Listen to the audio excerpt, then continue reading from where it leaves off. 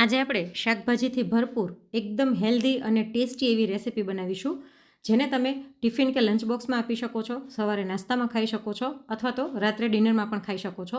અને જો તમે વેટ લોસ કરવા માગતા હોય તો આ રેસીપી તમારા માટે બેસ્ટ રહેશે. આજની રેસીપી જો ગમે તો વિડીયોને એક લાઇક કરી ચેનલને સબસ્ક્રાઈબ જરૂરથી કરી નાખજો. તો ચલો રેસીપીની શરૂઆત કરી દઈએ. સૌથી પહેલાં આપણે ખીરું તૈયાર કરીશું, જેના માટે એક મોટા બાઉલમાં 1 વાટકી જેટલો ચણાનો લોટ લઈ લઈશું.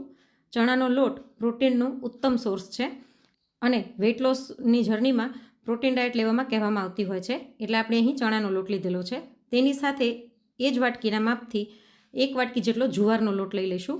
જુવારનો લોટ ગ્લુટન ફ્રી છે, સાથે પચવામાં હળવો છે અને અંદરથી શરીરને ઠંડક આપે છે. અહીં તમારી પાસે જો જુવારનો લોટ હાજરમાં ના હોય તો એની બદલે તમે બાજરીનો લોટ અથવા તો રાગીનો લોટ પણ લઈ શકો છો. તેની સાથે અડધી વાટકી જેટલી સોજી લઈ લઈશું. સોજીથી આપણા નાસ્તો સરસ ક્રિસ્પી થશે. હવે અડધી ચમચી જેટલા અજમાને હાથેથી ક્રશ કરીને એડ કરી દઈશું. તેની સાથે સ્વાદ પ્રમાણે મીઠું, 5 ચમચી હળદર, 1 મોટી ચમચી લાલ મરચું પાવડર, 1 ચમચી ચાટ મસાલો, 1 ચમચી શેકેલું જીરું પાવડર, અડધી ચમચી અથવા તો 5 ચમચી જેટલો કાળા મરીનો ભૂકો, અડધી ચમચી ગરમ મસાલો અને સાથે 2 મોટી ચમચી ભરીને તલ નાખી દઈશું. તલનો નટી ટેસ્ટ આમાં ખૂબ જ સરસ આવે છે. આપણે મસાલા થોડાક ચડિયાતા કરવાના છે, કેમ કે આની અંદર આપણે ઘણું બધું શાકભાજી એડ કરવાનું છે, એટલે ચડિયાતા મસાલા હશે તો ટેસ્ટ સરસ આવશે. હવે આની અંદર મેં 1 વાટકી પાણી નાખીને મિક્સ કરી લીધું છે. બીજું અડધી વાટકી પાણી નાખીને આપણે મિક્સ કરતા જઈશું.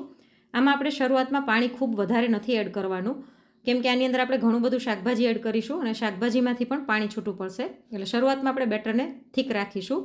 ફરીવાર મેં અડધી વાટકી પાણી લઈ લીધું છે. થોડું થોડું પાણી નાખીને આને મિક્સ કરી લઈશું. તો ટોટલ આપણે અઢી વાટકી લોટની સામે 2 વાટકી જેટલું પાણી લીધેલું છે અને આટલું ઘાટું જ આપણે બેટર અત્યારે રાખીશું. હવે આને ઢાંકીને થોડી વાર માટે રાખી દઈએ સાઈડમાં, જેથી લોટ સરસ ફૂલી જાય. ત્યાં સુધી આપણે એક પેસ્ટ તૈયાર કરી લઈશું. મિક્સર જારની અંદર 2 ચમચી લસણની કળી અને 2 ઇંચ આદુનો ટુકડો લઈ લઈએ.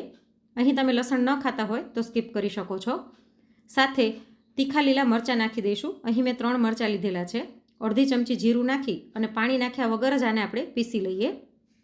તો આપણી લસણ આદુ મરચાંની પેસ્ટ બનીને તૈયાર થઈ ગઈ છે. હવે આપણે ખીરું ચેક કરી લઈએ. જ્યારે મેં પેસ્ટ બનાવી એના પછી મેં બધા શાકભાજી સુધાર્યા, એટલે ખીરાને રેસ્ટ થતાં લગભગ અડધી કલાક જેવું થઈ ગયું છે. તો હવે આની અંદર આપણે બધા શાકભાજી એડ કરી દઈશું. સૌથી પહેલાં આપણે જે પેસ્ટ કરીને રાખી તે આની અંદર એડ કરી દઈએ. તેની સાથે 1 વાટકી જેટલી અહીં મેં ખમણેલી દૂધી લઈ લીધી છે. 1.5 વાટકી જેટલું મેં અહીં ગાજર અને કોબીને મિક્સરમાં અધકચરું ક્રશ કરીને લઈ લીધું છે. તમે ચીલી કટરમાં પણ કરી શકો છો. તો લગભગ 1.5 થી 1.5 વાટકી જેટલું આ છે ગાજર અને કોબી. તેની સાથે અડધી વાટકી જેટલી ઝીણી સુધારેલી ડુંગળી નાખી દઈએ. અહીં તમે ડુંગળી ન ખાતા હોય તો સ્કીપ કરી શકો છો. સાથે અડધી વાટકી ઝીણું સુધારેલું ટમેટું, અડધી વાટકી ઝીણું સુધારેલું કેપ્સિકમ. આમાં કોઈ શાકભાજી તમારા ઘરમાં હાજર ન હોય તો તમે સ્કીપ કરી શકો છો. સાથે અડધી વાટકી જેટલી ઝીણી સુધારેલી કોથમીર, અડધી વાટકી ઝીણી સુધારેલી પાલક અને સાથે અડધી વાટકી ઝીણું સુધારેલો ફુદીનો લઈ લઈશું. ફુદીનાનો સ્વાદ આમાં ખૂબ જ સરસ આવે છે, એટલે જરૂરથી એડ કરવાનો. હજી તમે આની અંદર તમારી ચોઈસ પ્રમાણે શાકભાજીમાં વેરિએશન કરી શકો છો. અહીં મેં પોણી ચમચી જેટલો આમચૂર પાવડર એડ કર્યો છે. તમારી પાસે આમચૂર પાવડર ન હોય તો એની બદલે તમે લીંબુનો રસ પણ 1 ચમચી જેટલો એડ કરી શકો છો. અને આ બધાને આપણે મિક્સ કરી લઈએ. તો આપણે અઢી વાટકી લોટ લીધો હતો, તેની સામે લગભગ 5 થી 5.5 વાટકી જેટલું આપણે શાકભાજી લીધું છે, એટલે લોટ કરતાં શાકભાજીનું પ્રમાણ ડબલ છે. એટલે આ રેસીપી પ્રોટીન, વિટામિન અને ફાઇબરથી ભરપૂર થશે અને આનો સ્વાદ પણ એટલો જ સરસ આવે છે. અને આમાં શાકભાજીનું પ્રમાણ વધારે હોવાથી આપણે આની અંદર સોડા કે ઈનો કંઈ જ એડ કરવાની જરૂર નહીં પડે, છતાં આપણો નાસ્તો અંદરથી ખાવામાં સરસ સોફ્ટ થશે. તો અહીં આ બધાને મેં બરાબર મિક્સ કરી લીધું છે. આ વખતે તમે આ ખીરાને ટેસ્ટ કરીને તમારી ચોઈસ પ્રમાણે મસાલા વધારે ઓછા કરી શકો છો. મેં આની અંદર થોડુંક વધારે મીઠું એડ કર્યું હતું. હવે આપણે આને 10 મિનિટ રહેવા દઈશું, જેથી શાકભાજીનું પાણી છૂટું પડે તો પાણી નાખવું કે નહીં આપણને ખબર પડે.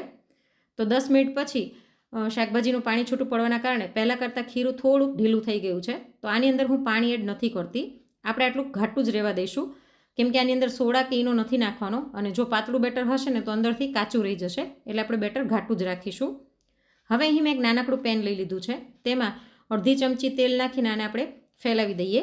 સાથે અડધી ચમચી સફેદ તલ નાખી દઈશું અને ગેસની ફ્લેમ સ્લો કરી અને આપણે જે ખીરું તૈયાર કરીને રાખ્યું હતું તે આપણે લગભગ મોટા 1.5 ચમચા જેટલું આની અંદર નાખી દઈશું અને આને ફેલાવી દઈશું. આને આપણે બહુ જાડું નથી રાખવાનું, પાતળું ફેલાવીશું, જેથી ઉપર અને નીચેથી એકદમ સરસ ક્રિસ્પી થશે અને અંદરથી ખાવામાં સોફ્ટ થશે અને કાચું નહીં રહે.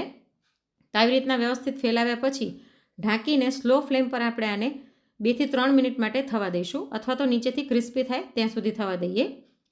તો જો આનો કલર ઉપરથી બદલાઈ ગયો છે, તો હવે ઉપર પણ આપણે અડધી ચમચી તેલ નાખી અને થોડાક સફેદ તલ નાખી દઈશું, જેથી દેખાવ પણ સરસ લાગશે અને એનો નટી ટેસ્ટ પણ ખાવામાં મજા આવશે. અને હવે આને પલટાવી લઈએ. તો બીજી બાજુથી પણ એકદમ સરસ ક્રિસ્પી થાય ત્યાં સુધી આપણે આને ધીમા તાપે થવા દઈશું. આ ખૂબ જ ઝડપથી બની જાય છે અને ખાવામાં એટલું જ સરસ ટેસ્ટી લાગે છે. તો જો થોડીક જ વારમાં આ બીજી સાઈડથી પણ સરસ ક્રિસ્પી થઈ ગયું છે. તમારે હજી આને વધારે ક્રિસ્પી કરવું હોય તો પણ કરી શકો છો અને તમે ઈચ્છો તો આના પુડલા પણ બનાવી શકો છો. તો આને આપણે સર્વિંગ માટે લઈ લઈએ. હવે તમારી પાસે જો એવી રીતના નોનસ્ટિક પેન ન હોય તો લોખંડના તવા ઉપર પણ તમે આને બનાવી શકો છો. તો અહીં મેં લોખંડનો તવો લઈ લીધો છે. તમે રોટલીનો તવો કે પરોઠાનો તવો અલગ હોય કોઈ પણ લઈ શકો છો. એમાં પણ આપણે સેમ પ્રોસેસથી આ નાસ્તો બનાવીશું. અડધી ચમચી તેલમાં અડધી ચમચી સફેદ તલ નાખીને ખીરું પાથરી દઈશું અને ઢાંકીને આને આપણે ધીમા તાપે ચડવા દઈએ. તો આમાં પણ કલર બદલાઈ ગયો છે. ઉપરથી અડધી ચમચી તેલ અને થોડાક સફેદ તલ નાખી અને આને પલટાવી લઈશું. તો લોખંડના તવામાં પણ ખૂબ જ સરળતાથી આ બની જાય છે. જો જરાય ચોંટતું નથી અને બીજી બાજુથી પણ આપણે સરસ ક્રિસ્પી થવા દઈશું. તો આ આપણો નાસ્તો બનીને તૈયાર થઈ ગયો છે. તો આપણે જેટલું ખીરું બનાવ્યું હતું તેનાથી તમે 4 વ્યક્તિને આરામથી સર્વ કરી શકશો. અહીં મેં એને મસાલા દહીં, લીલી ચટણી અને ટોમેટો કેચઅપ સાથે સર્વ કર્યું છે. તમે કોઈ પણ એક વસ્તુ સાથે પણ સર્વ કરી શકો છો અને આ ઠંડા થયા પછી પણ ખાવામાં ટેસ્ટી લાગે છે, એટલે તમે લંચ બોક્સ કે ટિફિનમાં પણ આપી શકો છો. આની પહેલાં મેં તમારી સાથે ખાલી બાજરીના લોટના પુડલાની રેસીપી શેર કરેલી છે. એ પણ વેઇટ લોસ કરવા ઈચ્છતા હો તો ખૂબ જ હેલ્ધી ઓપ્શન છે. એની લિંક હું તમને આ વિડીયોના ડિસ્ક્રિપ્શન બોક્સમાં આપી દઈશ. તો ઉપર અને નીચેથી એકદમ સરસ ક્રિસ્પી અને અંદરથી ખાવામાં સોફ્ટ અને ટેસ્ટી એવો આપણો નાસ્તો બનીને તૈયાર થઈ ગયો છે. તો તમે પણ એક વખત આ હેલ્ધી અને ટેસ્ટી રેસીપી જરૂરથી ટ્રાય કરજો અને આજની રેસીપી ગમી હોય તો લાઇક કરીને વધુમાં વધુ શેર પણ કરજો. જલ્દી જ મળીશું નવી રેસીપી સાથે. Thanks for watching.